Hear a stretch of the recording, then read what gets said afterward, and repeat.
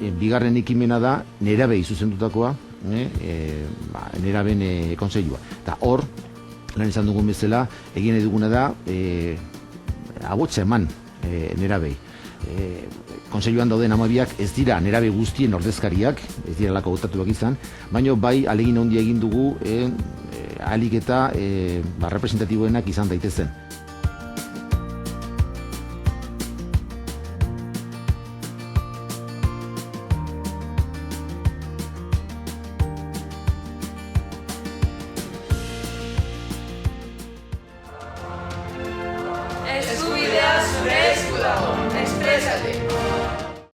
Hola, bienvenidos y bienvenidas a un nuevo programa de Cocínate. Kaixo, eta ongi etorriak eskubidea saltzan saio berri honetara. Gaurko honetan hezkuntza eskubidea errezeta sukaldatuko dugu. Hoy cocinaremos la receta del derecho a la educación.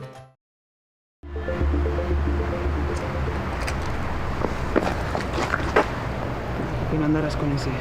Ya sabes cómo me pongo. Estábamos saliendo de casa y yo me estaba definiendo.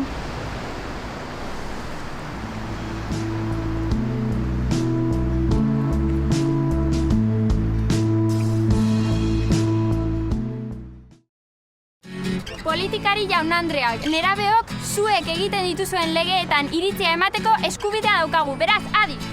Yo también formo parte de la sociedad, por lo tanto, las leyes me afectan de igual manera, así que escúchame.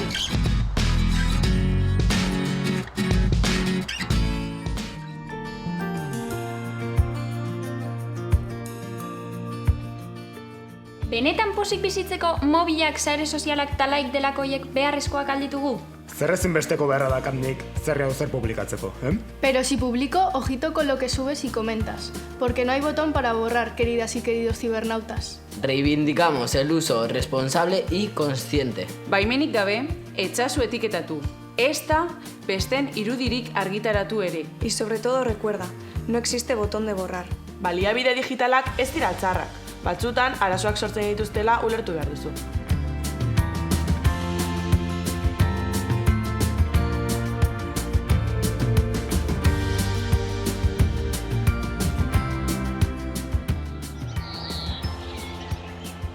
We are here to discuss the issue of climate change. We are a group of young people from all over Europe addressing our ideas and solutions. So let our voices be heard.